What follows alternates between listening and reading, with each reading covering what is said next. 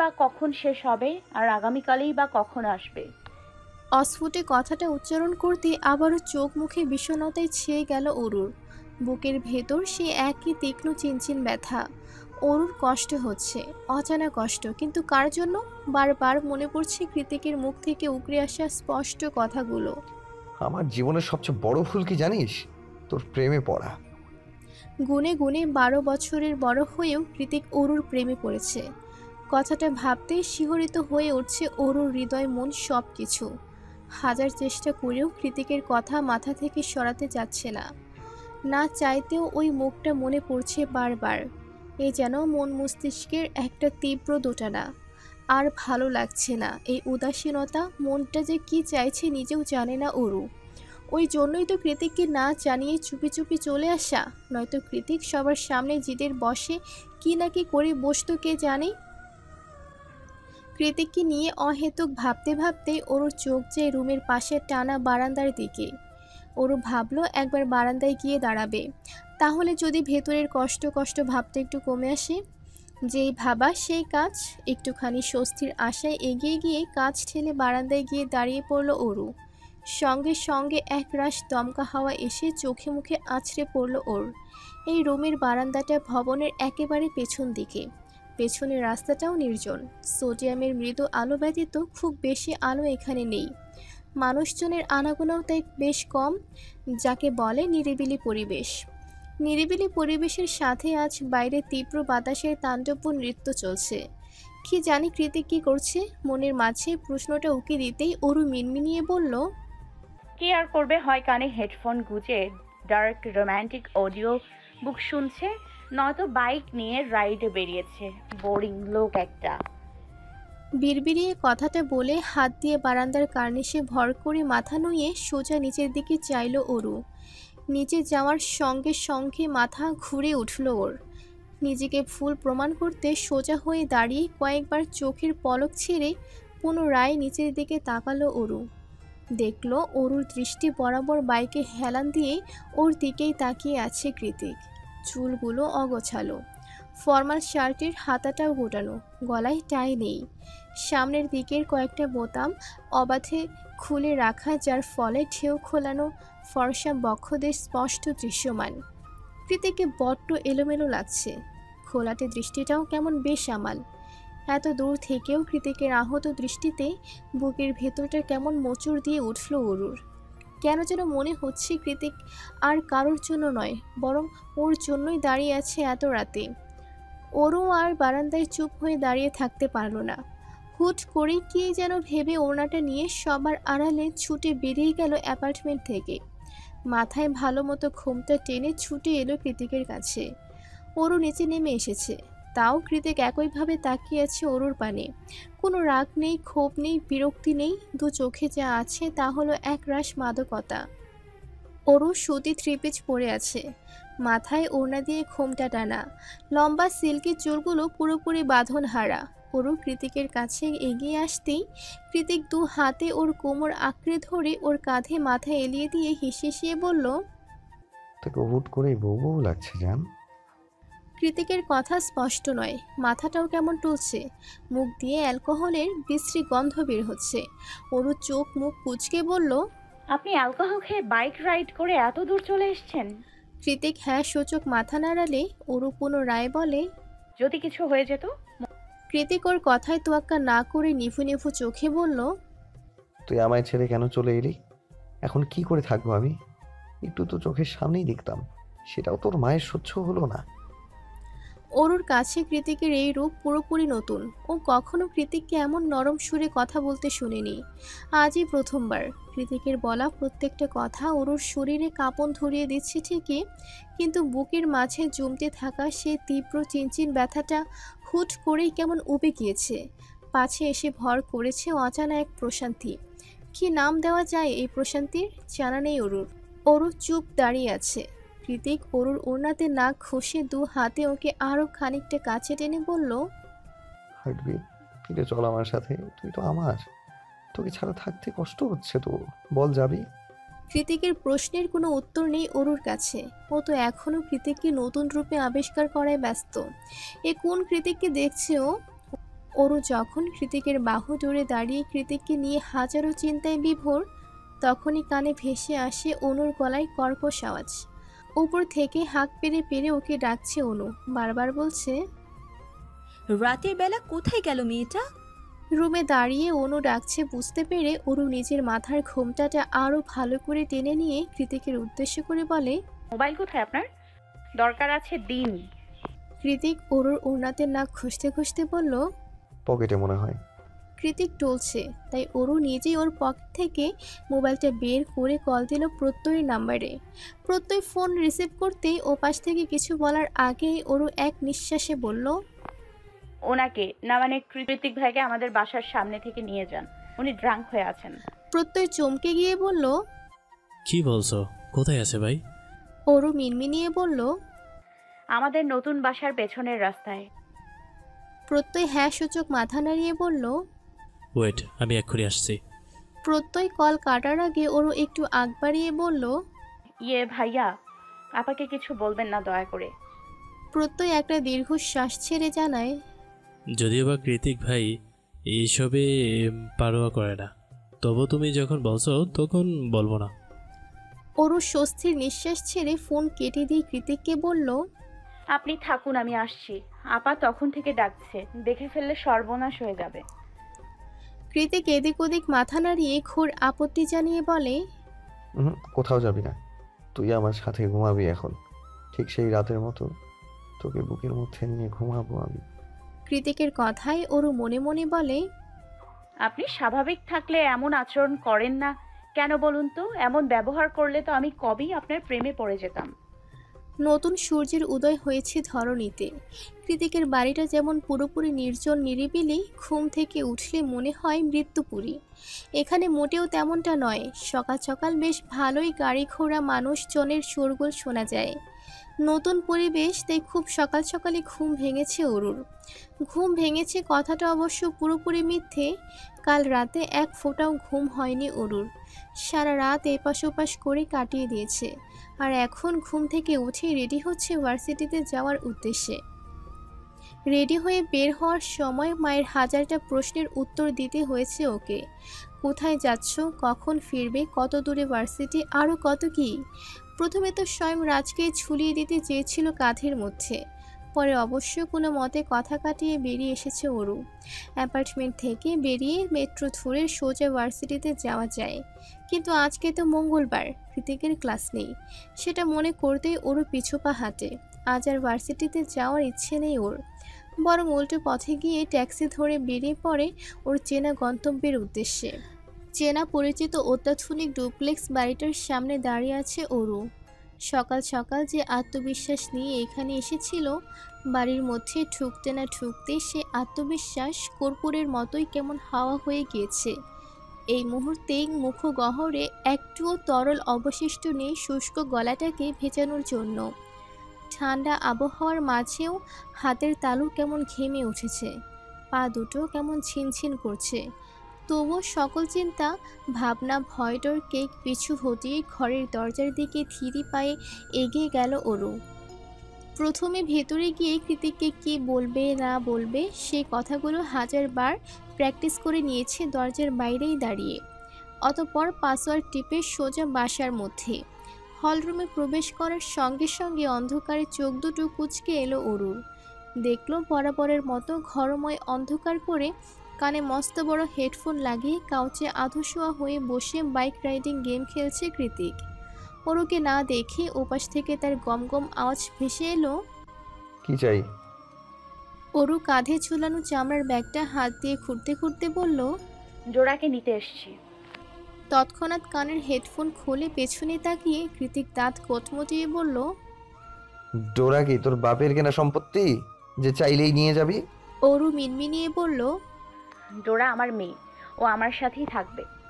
কৃতিক ভ্রু কুঁচকে বলল, আমাকে কি তোর বিড়াল মনে হয়? আমি কেন বিড়ালের বাচ্চা জন্ম দিতে যাব শুনি? অরু মাথা তুলে বলল, আপনাকে তো কিছু বলিনি। মুখে মুখে তর্ক করছিস, কাছে আয়। দিনের বেলাতেও পুরো বাড়ি রাত হয়ে আছে। অরু একটা শুষ্ক ঠোক গিলে শুধালো, কাছে এলে কি করবেন? আমার যা খুশি তাই করব। এখন চুপচাপ কাছে আসবি নাকি আমি উঠে টেনে হিঁচড়ে থাপ্পড় দিয়ে গাছে টেনে আনবো, সেটা তোর ইচ্ছে। Depends on you. এই বলে আবারও পেছনে ঘুরল কৃতিক। ওরও অজানা এক বিশ্বাস কৃতিক ওকে কাছে গেলে কিছুই বলবে না।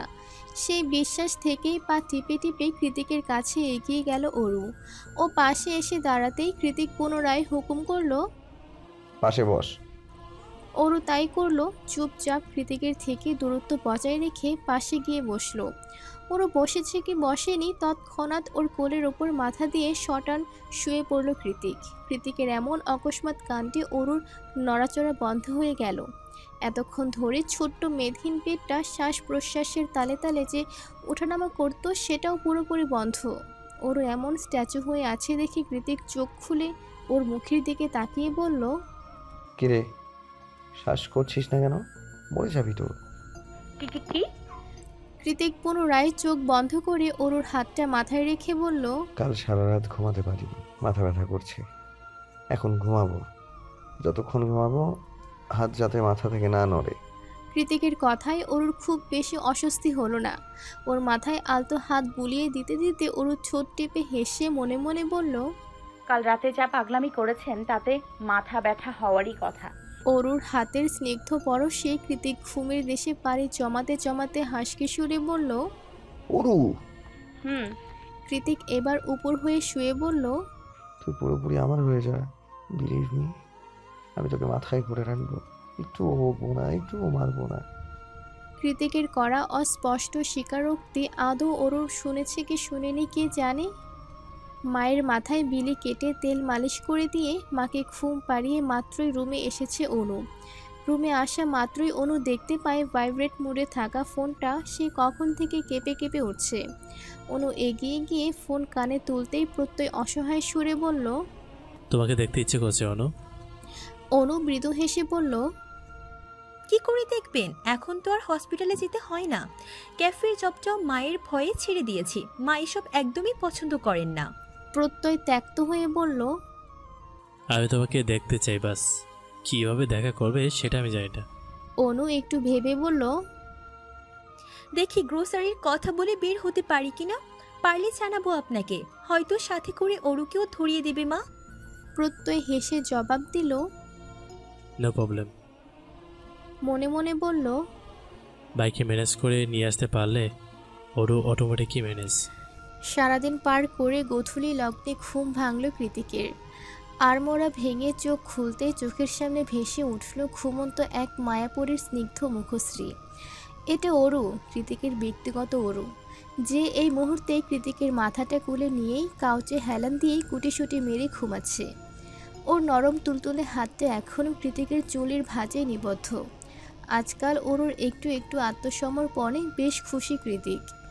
অরুকে দেখতে দেখতেই কৃতিকের ঠোঁট দুটো প্রসারিত হলো আন্তরিকতা জড়ানো হাসিতে। পরক্ষণেই হাতের কবজিতে এঁটে থাকা ঘুড়িতে এক নজর চোখ বুলিয়ে উঠে বসে কৃতিক। অন্য পাশ থেকে একটা পাতলা ফিনফিনে চাদর এনে অরুর গায়ে জড়িয়ে দিয়ে সোজা চলে যায় দোতলায়। অরুর যখন ঘুম ভাঙে তখন সন্ধ্যা প্রায়। কোনো মতেই ঘুমো ঘুমো চোখে উঠে বসে। চারিদিক পর্যবেক্ষণ করে আঁতকে ওঠে অরু। দাঁত দিয়ে জিভ কেটে তাড়াহুড়ো করে উঠতে উঠতে বলে, এই রে, আমার তো ফিরতে হবে, কখন ঘুমিয়ে পড়লাম আমি। উঠে দাঁড়িয়ে হাতের ঘড়িতে সময় দেখতে দেখতেই অরুর চোখ যায় কিচেন কাউন্টারের দিকে। সেখানে বসে বসে কফি পান করছে কৃতিক। তার পরনে লেদার জ্যাকেট আর ব্ল্যাক ট্যানিং। পাশের স্টুলে হেলমেট রাখা, দেখেই বোঝা যাচ্ছে বাইক নিয়ে বের হবে। সেই সকালে এসে এখন এমন সন্ধ্যা বাঁধিয়ে ফেলবে ভাবতে পারেনি অরু। এই মুহূর্তে মায়ের করা হাজারটা প্রশ্নের ভয়ে তটস্থ হয়ে গিয়েছে ও। তাই কোনো কিছু না ভেবেই দ্রুত এগিয়ে গিয়ে পেছন থেকে কৃতিকের জামা টেনে ধরে কাঁদো কাঁদো সুরে অরু বলল। অরু নির্লিপ্ত কণ্ঠে জবাব দেয়, ফিরতে হবে না, ঠিকই যা। মজা করবেন না, আমাকে যেতে হবে, মা আছে তো। আমার ম্যাচ আছে। প্রত্যয়কে কল দিয়ে আসতে বলেছি, ও তোকে নিয়ে যাবে। কৃতিক দিয়ে আসবে না শুনে অরুর কি একটু অভিমান হলো না? কৃতিক দিয়ে আসবে না শুনে অরুর কি একটু অভিমান হলো না? হলো তো বটে। তবে ও বাচ্চাদের মতো কৃতিকের জ্যাকেট টানতে টানতে বলল, কখন আসবে সে? কৃতিক এবার অরুকে নিজের থেকে ছাড়িয়ে বলল, কতবার বারণ করেছি আমার কাছে আসবি না, আমাকে ধরবি না, কথা শুনিস না কেন? কৃতিকের কথায় ওরও তেতে উঠে ছাঁচ নিয়ে বলল, আমাকে এক্ষুনি ফিরতে হবে। কেন বারণ করেছেন? আমার শরীরে কি নোংরা লেগে আছে? তোর শরীরে কি লেগে আছে সেটা কেবল আমিই জানি। কৃতিকের হঠাৎ করেই পরিবর্তন হয়ে যাওয়া গলার আওয়াজে খানিকটা ভরকে গেল অরু। মাথা উঁচু করে এক নজর কৃতিকের দৃষ্টি পরখ করে। ওর এগিয়ে আসার তালে তালে পেছাতে পেছাতে শুষ্ক ঢোক গেলে অরু শুধায়। কি লেগে আছে? কৃতিক বাঁকা হেসে বলল। এভাবে পিছিয়ে যাচ্ছিস কেন? অরু কাঁপা কাঁপা কণ্ঠে জবাব দিল। আপনি এগোচ্ছেন তাই ভয় করছে। নিজের স্বামীকে এতটা ভয় পেলে হবে? কৃতিকের মুখে স্বামী শব্দটা শোনার সঙ্গে সঙ্গে অরুর পিঠ গিয়ে ঠেকলো কাঁচের দেওয়ালে। কৃতিক ধীর পায়ে অরুর খুব কাছে এগিয়ে এসে ওকে এক টানে খুঁড়িয়ে দিল। অরু এখনও কাঁচের দেওয়ালের সাথেই সিটে আছে। তীব্র হৃদস্পন্দনের তালে ক্রমাগত ওঠানামা করছে ওর ছোট্ট নারী দেহটা। কৃতিক এক হাতে অরুর রেশমের মতো লম্বা চুলগুলো পিঠ থেকে সরিয়ে ঘাড়ের পাশে রেখে দিল। অন্য হাত দিয়ে একটানে খুলে ফেলল পিঠের উপর ফুল বানিয়ে বাঁধা টপস এর লম্বা ফিতেটা। হঠাৎ করেই ফিতে খুলে ফেলার দরুন জামাটার গলাটা একেবারে ঢিলে হয়ে গিয়েছে। অরুর হাত পা অজানা লাবুটুবুরের দরুন অবশ্য হয়ে আসছে। কোনো এক অদৃশ্য শক্তি বলে মুখ ফুটে কথা বলার বাক শক্তিটুকু অবশিষ্ট নেই ওর মাঝে। শরীরের তরুণে তরুণে কুণ্ডলি পাকিয়ে ওঠা নারীর সত্তার কাছে হেরে গিয়ে চুপচাপ চোখ বন্ধ করে কাচের দেওয়ালের সাথে মিশে দাঁড়িয়ে আছে অরু। কৃতিক ঘোর লাগা চোখে অরুর ফর্সা কামুক পৃষ্ঠদেশে তাকিয়ে একটা শুষ্ক ঠোক গিলল। অতঃপর এক হাত দিয়ে ওর বাহু চেপে ধরে মুখ বাড়িয়ে দিল পিঠের মাঝ বরাবর। তবে ঠোঁট দিয়ে ঘাড় স্পর্শ করার আগেই ওদের মাঝে ধূমকেতুর হলকার মতো হঠাৎ জ্বলে ওঠা অবাধ্য অনুভূতিকে শিথিল করে দিয়ে দরজা ঠেলে ভেতরে প্রবেশ করে প্রত্যয়। ভাই ওরকে প্রত্যয় ভেতরে প্রবেশ করার সঙ্গে সঙ্গে চুল দিয়ে অরুর পিঠটা ঢেকে দিল কৃতিক। অতঃপর একটা দীর্ঘশ্বাস ছেড়ে গম্ভীর গলায় বলল, তুমি গাড়িতে ওয়েট করো, আমি অরুকে পাঠিয়ে দিচ্ছি। প্রত্যয় হ্যাঁ সূচক মাথা নাড়িয়ে দ্রুত সেখান থেকে প্রস্থান করলো। কৃতিক আবারও অরুর জামার ফিতে হাত দেয়। এবার অরু সংকুচিত হয়ে পিছিয়ে গিয়ে বলল। কি করছেন? কৃতিক জিভ দিয়ে ঠোঁট ভিজিয়ে আবারও দীর্ঘশ্বাস ছেড়ে বলল, কিচ্ছু করবো না, পেছনে ঘোর ফিতেটা লাগিয়ে দিই। তোর না লেট হয়ে যাচ্ছে? অরু এবার হ্যাঁ সূচক মাথা নাড়িয়ে পেছনে ঘুরে দাঁড়ায়। কৃতিক আলতো হাতে ফিতেটা লাগিয়ে দিতে দিতে বলল, রাতে বারান্দায় আসবি, আমি নিচে ওয়েট করব। অরুর আপাতত হ্যাঁ না কিছু বলার মতোই অবস্থা নেই। গোল গোল গাল দুটো রক্তরাঙা হয়ে মনে হচ্ছে এক্ষুনি ফেটে পড়বে। কান দুটো উষ্ণতার শিখরে পৌঁছে গিয়েছে সেই কখন। মুখ তুলে আর কৃতিকের চোখের দিকে চাওয়ার সাহস হলো না ওর। কোনো মতে ব্যাগটা হাতে নিয়ে দৌড়ে বেরিয়ে গেল বাড়ি থেকে। তারপর সোজা গাড়ির মধ্যে। ওরও বেরিয়ে যেতেই ডোরা কৃতিকের পায়ের কাছে এসে মেয় মেয় লাগিয়ে দিয়েছে। কৃতিক ডোরাকে দেখে উপহাস করে হেসে পড়ল, তোর মাল কিন্তু তোকে না নিয়েই চলে গেল, সেই মনিও ডোরা। সান ফ্রান্সিসকো মূল শহরে রাতকে রাত মনে হয় না মোটেই। রাস্তার দুধারে cafe, night club, billboard, mart সবখানে স্থানীয় মানুষজন, ফরেনার, ট্যুরিস্টদের নিয়ে আনাগোনায় জমজমাট এই জায়গাটা। কৃতিকের শহরতলির মতো রাতের নিকোষ কালো আধার মোটেই ছুঁতে পারে না এই ব্যস্ত নগরীকে। মনুষ্য সজ্জিত ঝিকিঝিকি করে ওঠা স্ফটিকের লাইট আর হ্যাজাকের আলোয় এখানকার দিন আর রাত দুটোই সমান।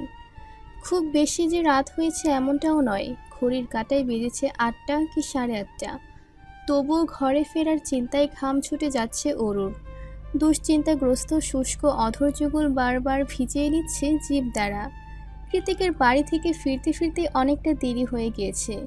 তার উপর এখন আবার আকাশে গুড়গুড়িয়ে মেঘ ডাকছে। ওদিকে মা নিশ্চয়ই রেগে বোম হয়ে আছে। ঘরে প্রবেশের সঙ্গে সঙ্গে কয়েক হাজার প্রশ্ন ছুড়ে মারবে কে জানে। তখন একসঙ্গে এতগুলো মিথ্যে কথা কি করে বলবে অরু? কৃতিকের বাড়িতে গিয়েছিল সেটাই বা কীভাবে বলবে? মা আর কৃতিকের সম্পর্ক তো অতটাও স্বাভাবিক নয়। অরু যখন হাজারো চিন্তায় মশগুল হয়ে চুপচাপ বসে আছে, তখনই নীরবতা ভেঙে পাশ থেকে প্রত্যয় বলে, এসে গিয়েছি। প্রত্যয়ের কথায় ধ্যান ভঙ্গ হয়ে যায় অরুর।